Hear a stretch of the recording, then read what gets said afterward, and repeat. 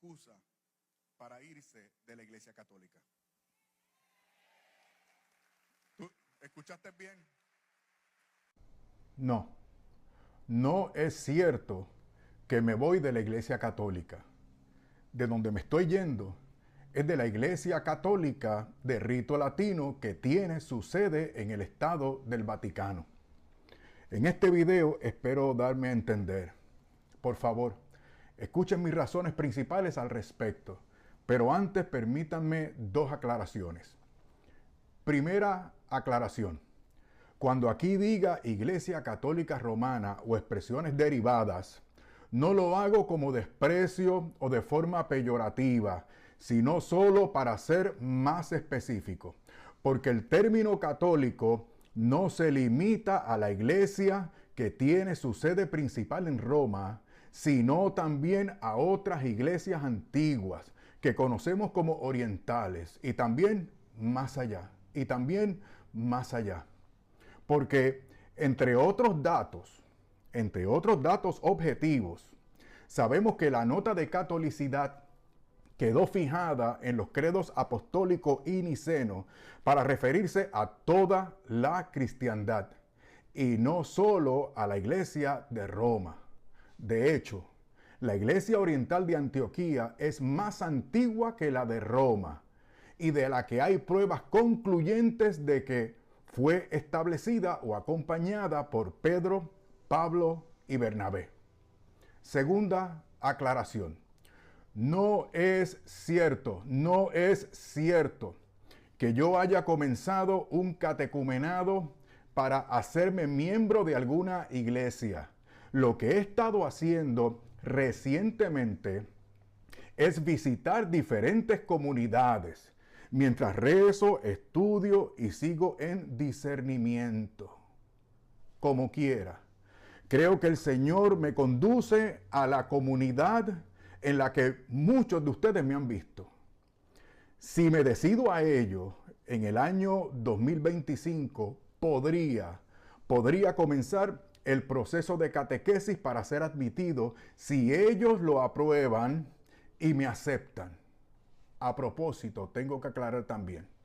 Se trata de una iglesia en la cual no puedo ejercer pastorado alguno, ya que estoy viejo, honestamente se los digo, estoy viejo para meterme otra vez a un seminario. Y además, no es conveniente para ninguna iglesia ordenar a un advenedizo y neófito que carece de experiencia con la tradición eclesial en cuestión. Así que no fundo ninguna iglesia, ni me voy para otra que me ponga las cosas fáciles o que me convenga personalmente. Bueno, entremos en materia. Me voy de la Iglesia Católica Romana por varias razones, pero la más importante es que para ser católico romano uno tiene que creer sí o sí todo lo que se nos propone como verdad de fe de parte del magisterio. Y en este sentido, tengo que ser honesto y actuar de acuerdo a mi conciencia, debido a que no se puede seguir en esa iglesia cuando se tiene la convicción de que alguno de los dogmas, usos y costumbres que ha establecido no forman parte de la revelación de Dios en Cristo, o la contradicen según la Sagrada Escritura y el consenso de los padres apostólicos y de los padres de la Iglesia y de los 7 concilios verdaderamente ecuménicos. Me tengo que ir, porque para mí es un riesgo espiritual y un suicidio intelectual creer todo lo que la Iglesia ha establecido y enseñado en detrimento de la unidad de la Iglesia de Cristo, mediante la imposición de su poder temporal por sobre las demás iglesias católicas de Oriente y la neutralización de sus disidentes internos en Occidente. estoy siendo honesto con mis hermanos católicos romanos. Y también en consideración y por respeto a la Iglesia Católica de Roma, ya que según ella misma lo ha establecido como doctrina y norma para su feligresía, todos deben creer todos los dogmas sin excepción. De manera que hay que creer con fe divina, la totalidad e integridad de la jerarquía de dogmas o verdades de fe que ha establecido o reconocido su magisterio. Consideren, por ejemplo, lo dispuesto y mandado, lo ordenado en el Código de Derecho Canónico, en el primer párrafo del Canon 750. Dice, voy a citar, se ha de creer con fe divina, otra vez con fe divina y católica, todo aquello que se contiene en la palabra de Dios escrita o transmitida por tradición, es decir, en el único depósito de la fe encomendado a la iglesia, claro, y que además es propuesto por ella como revelado por Dios. Esto que viene ahora es muy importante. Presta atención, por favor. Ya sea por el magisterio solemne de la iglesia, ya por su magisterio ordinario y universal, que se manifiesta en la común adhesión de los fieles bajo la guía del sagrado magisterio. Por tanto, escucha, por tanto, todos están obligados a evitar cualquier doctrina contraria. Pero fíjate también en esto. Fíjate también que esto que les acabo de citar de forma íntegra es parte de una sección que se dedica a la función de enseñar en la iglesia. Se refiere a la función de enseñar en la iglesia. De manera que para enseñar y predicar en la Iglesia Católica Romana hay que sujetarse a todo lo definido y enseñado por el magisterio eclesiástico. Porque para ellos, esa jerarquía de verdades de fe tienen como fundamento de enseñanza y supervisión a la infalibilidad de la Iglesia expresada a través de sus obispos primero y del Papa como expresión máxima y definitiva. Y entonces díganme, ¿qué debo yo hacer cuando descubro por la historia como ciencia, según han tenido que reconocer muchos eruditos católicos, que muchas creencias, usos y prácticas de la Iglesia Católica Romana no están basadas en los datos objetivos de la historia? Incluso cambian, se contradicen, inventan, tuercen la escritura y adulteran los escritos de algunos padres de la iglesia, sacándolos fuera de contexto y añadiéndoles elucubraciones filosóficas o rellenándolos con alegorías, mitos, leyendas y expresiones poéticas de supuesta piedad. Y además de literatura apócrifa, aunque ésta sea gnóstica o herética. Díganme, ¿qué se puede hacer cuando uno descubre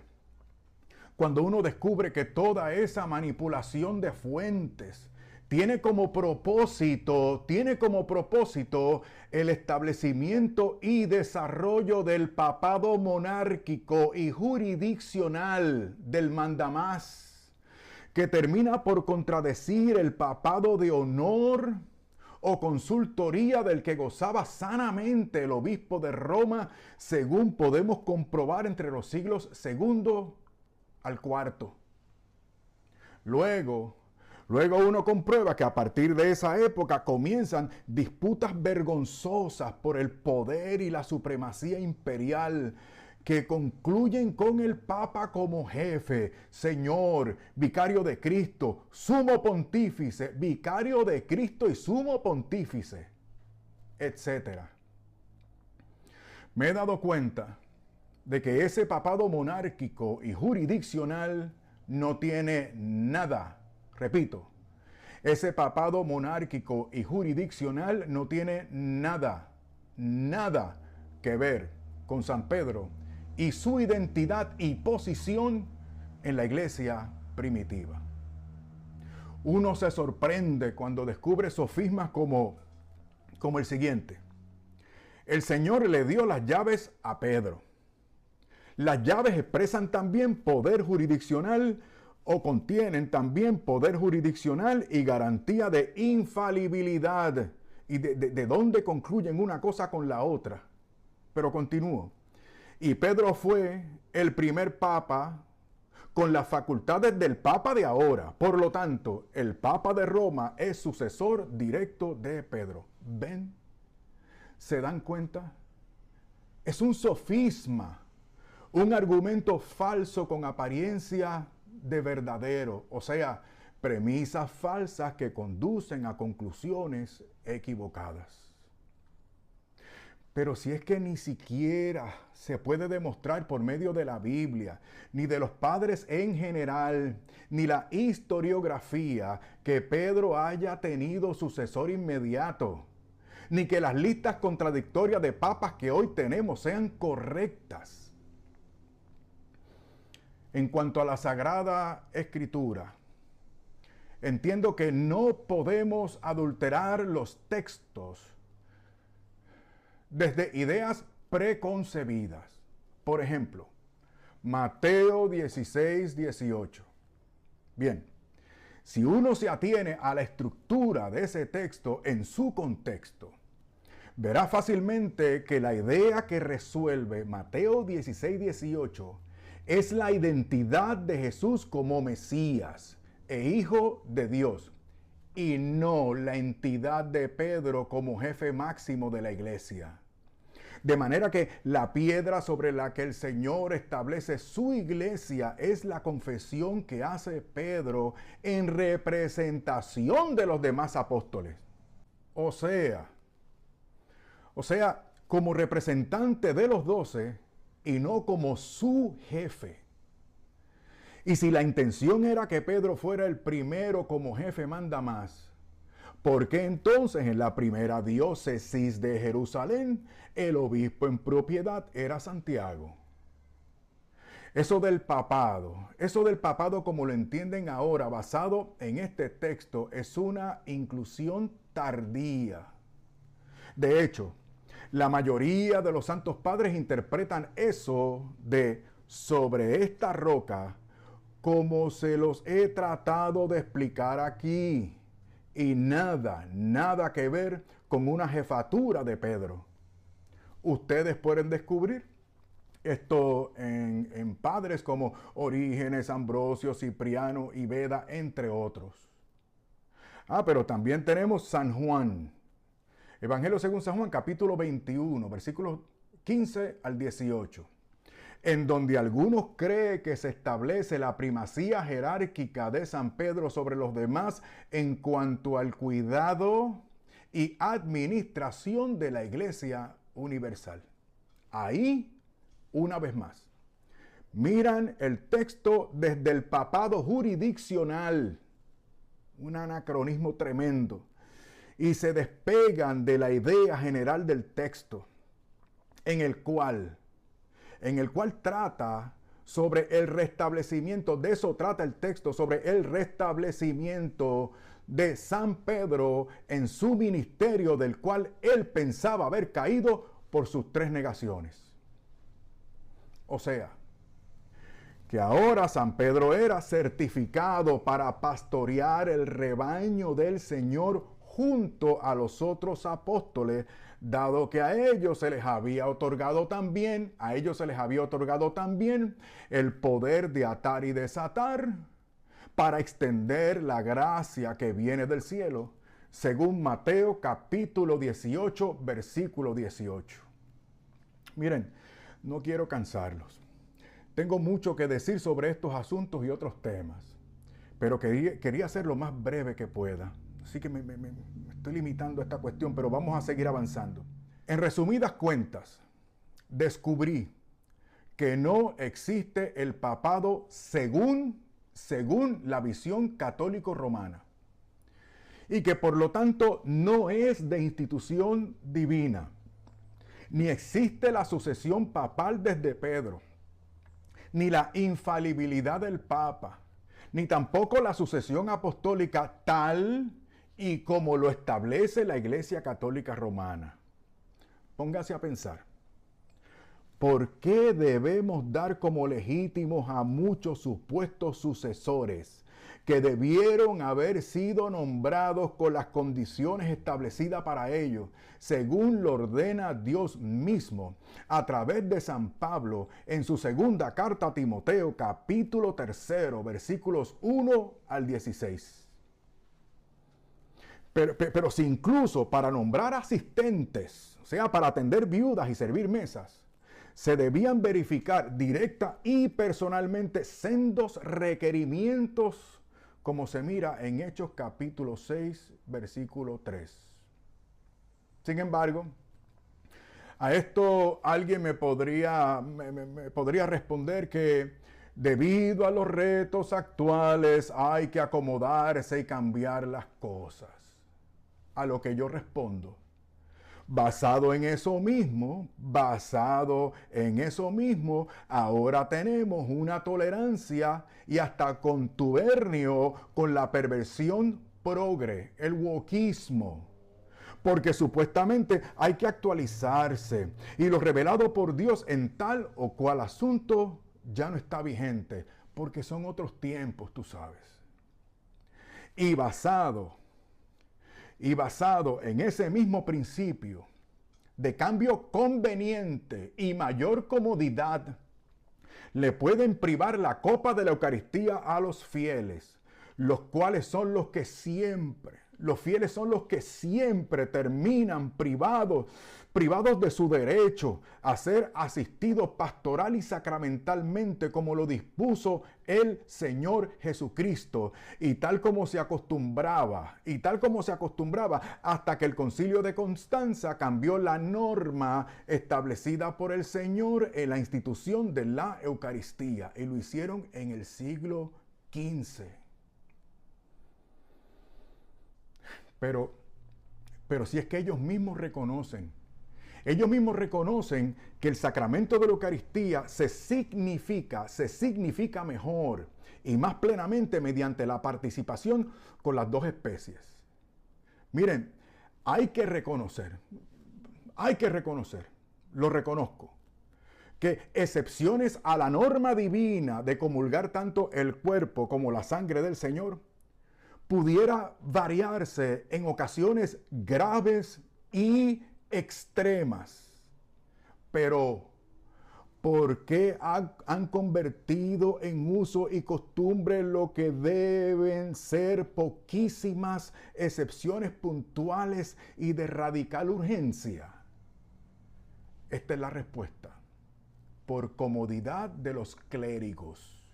Y así, una vez más, los pobres fieles perjudicados, oprimidos por la primacía y la conveniencia y comodidad de los señores que mandan y disponen según su criterio y no según el precepto divino.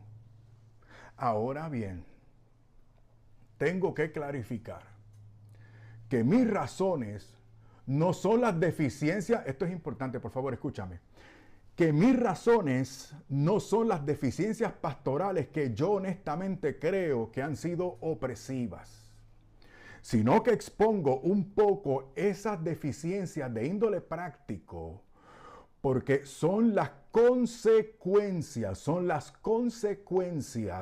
del imperio jerárquico inventado por la institución eclesiástica.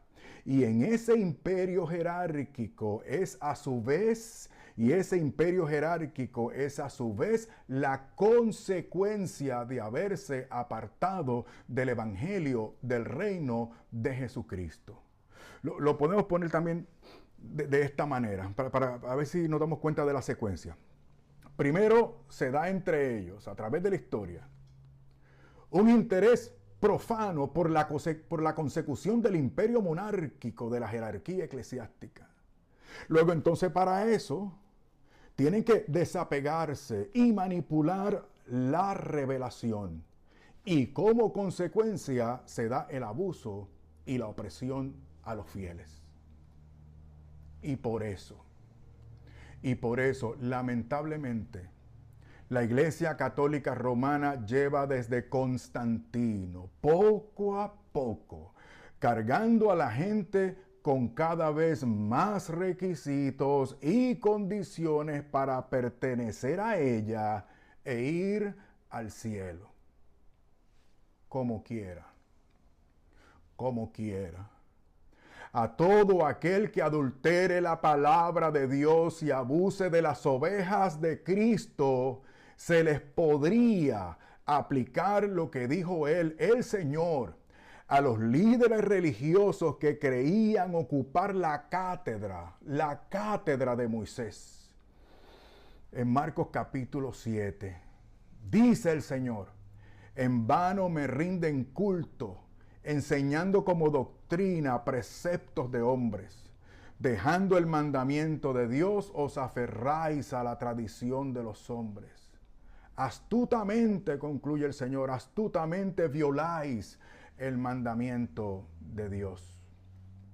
En consecuencia, la manifestación visible, que algunos llaman subsistencia, la manifestación visible del cuerpo místico de Cristo no puede reducirse o limitarse a ninguna iglesia particular.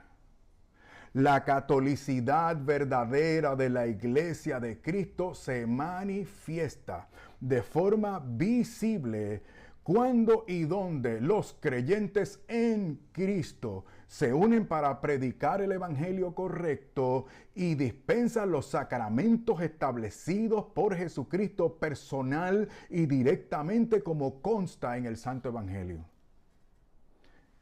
Escúchame. No estoy diciendo, hago la salvedad, no estoy diciendo que sea la Biblia nada más y que no haga falta otras cosas. Lo que estoy diciendo es que en asuntos de fe cristiana y todas sus consecuencias, la Escritura Sagrada es la primera, la suprema y definitiva autoridad. Y solo a partir de ahí se puede aprovechar todo lo que ayude y aclare, pero jamás se pueden aceptar cosas que cambien y contradigan a la Sagrada Escritura y la integridad de sus textos. Porque la Sagrada Escritura es el único documento inspirado directamente por Dios y que por lo tanto tiene a Dios como su autor, como en efecto tiene que reconocer la misma Iglesia Católica Romana en el documento Dei Verbum de su Concilio Vaticano II. En consecuencia, no puedo creer que la Iglesia Católica Romana sea la única institución en la cual subsiste primordialmente de forma visible el cuerpo místico de Cristo. Mira, otro ejemplo. El dogma de la Asunción de la Virgen María. Otra vez, lo mismo. Constatamos lo mismo. Textos bíblicos forzados que no aguantan los más básicos y elementales rudimentos de exégesis y hermenéutica. Otra vez, uso de leyendas y tradiciones apócrifas. Otra vez, lenguaje sentimental y carente de rigor teológico. Otra vez, aplicaciones forzadas de frases sueltas de los santos padres. La única forma en la que se puede creer este dogma es como lo hice yo hasta hace poco, o sea, porque sí, porque fue definido ex cátedra, porque es mi deber, etc. Y eso es preocupante. Eso es preocupante porque de esa manera se elabora cierta mariología y se desarrollan ciertas piedades marianas que no hacen justicia y desvirtúan el maravilloso ejemplo y testimonio de la Madre de Dios. La bienaventurada, esa misma que dijo, engrandece mi alma al Señor, y mi espíritu se regocija en Dios, mi Salvador, porque ha mirado la humilde condición de su esclava. Y por eso mismo, por esa razón, es que ella continúa diciendo que la tendremos por bienaventurada o feliz. Ella misma, que no pidió nada para ella, ni oraciones, ni santuarios, ni sacrificios, ni títulos rimbombantes, ni dogmas forzados. Ay, cuando toma la palabra solo dice, hagan todo lo que Él les diga. De ella debemos seguir su ejemplo de ser totalmente para Jesucristo. Y escúchame bien, en este sentido soy mariano y nunca dejaré de serlo. Hay otras razones doctrinales de mi parte que mueven mi entendimiento y voluntad para irme oficialmente de la Iglesia Católica Romana, pero nunca a alejarme de mis hermanos de esa iglesia. Aquí seguiré semanalmente en este canal para servirles a todos. ¿Y qué de mí ahora? Mira, le respondo haciendo mías las palabras que se le acreditan a un sacerdote y monje católico romano del siglo XVI. Mi conciencia está cautiva de la palabra de Dios. No puedo ni quiero retractarme, puesto que no es prudente ni recto obrar contra la conciencia. No puedo proceder de otra manera. Aquí estoy. Que Dios me ayude. En el nombre del Padre, y del Hijo, y del Espíritu Santo. Amén. El problema de la Iglesia Católica, mi hermano, soy yo. De hecho, yo soy el único que puedo hacer algo. Soy el único que puedo hacer algo por la iglesia, comenzando conmigo. Ustedes a mí no me pueden convertir. No tienen el poder. No son Dios. Ustedes no pagaron ningún sacrificio por mí para yo lograr este beneficio de tener esta oportunidad de conversión, de entrar en amistad con Dios y seguir creciendo en esta gracia. Pero yo puedo hacer algo. Y lo único que puedo hacer es depender de la gracia de Dios, apostar por su misericordia y pedirle perdón.